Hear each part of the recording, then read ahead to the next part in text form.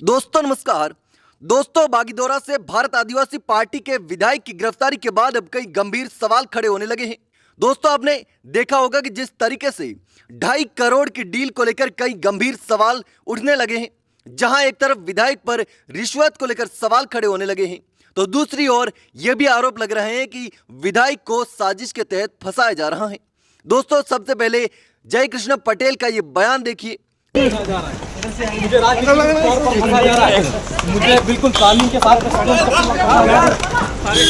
इसमें जय कृष्ण पटेल का साफ तौर पर कहना है कि मुझे साजिश के तहत फंसाया जा रहा है। लेकिन दोस्तों अब राजकुमार रोत ने भी इस मामले में मोर्चा खोल दिया है। राजकुमार रोत का साफ तौर पर कहना है कि विधायक को साजिश के तहत फंसाया जा सकता है। लेकिन इसके साथ ही राजकुमार रोत ने गंभीर सवाल यह खड़ा कर दिया कि अगर मेरा विधायक गलत है, उसने 2.5 करोड़ रुपए की रिश्वत मांगी, तो पार्टी उसके खिलाफ सख्त से सख्त कार्रवाई करेगी। लेकिन अगर 2.5 करोड़ रुपए की रिश्वत नहीं मांगी और उसे फंसाया जा रहा है, और अगर विधायक ने रिश्वत नहीं मांगी तो पार्टी उसके साथ खड़ी रहेगी। लेकिन जिसने 2.5 करोड़ रुपए की रिश्वत ऑफर की है, जो 2.5 करोड़ रुपए रिश्वत दे रहा है, वो कौन सा सही है? वो भी तो भूमाफिया है। कोई बड़े से बड़ा भूमाफिया होगा तभी तो 2.5 करोड़ रुपए की रकम दे रहा है। कोई सामान्य आदमी 2.5 करोड़ रुपए कैसे ऑफर कर सकता है?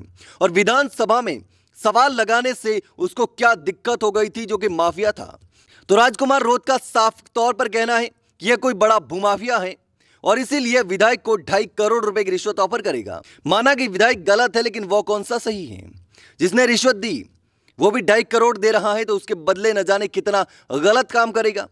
और विधानसभा से सवाल वापस लेना मतलब उसको डर है कि अगर विधानसभा में से जवाब आया और सरकार ने कार्रवाई की तो मेरे खिलाफ एक्शन हो जाएगा और मेरा धंधा चौपट हो जाएगा।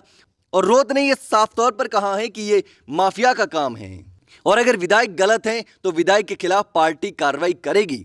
और इसके साथ ही अब आपने सुना तो आपने देखा कि किस तरीके से जय कृष्ण पटेल ने भी कोर्ट में मीडिया के सामने यह साफ तौर पर कह दिया कि मेरी गलती नहीं है, मुझे साजिश के तहत फंसाया जा रहा है।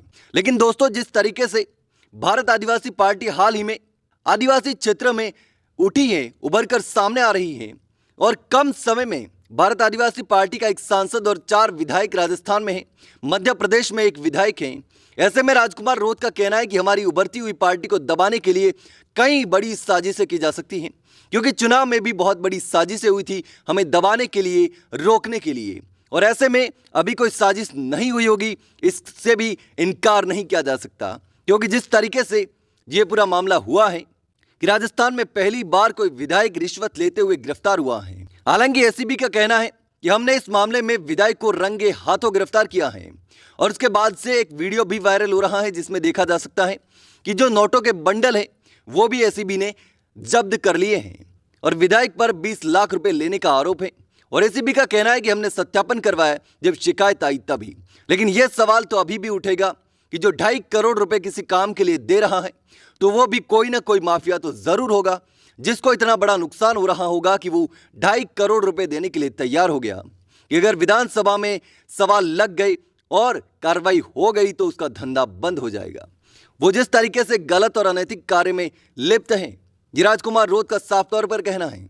लेकिन अब देखना होगा कि राजकुमार रोत आगे इस मामले में किस तरीके से कार्रवाई करते हैं। लेकिन दोस्तों इस पूरे मामले पर आपकी क्या राय है? क्या आपको भी लगता है कि जिसने विधायक जय कृष्ण पटेल के खिलाफ शिकायत करी, विधायक जय कृष्ण पटेल को 2.5 करोड़ रुपए की रिश्वत देने के लिए तैयार हो गया, तो क्या वो माफिया हो सकता है? क्या राजकुमार रोत का सही कहना है कि वो भूमाफिया है और उसकी भी जांच होनी चाहिए?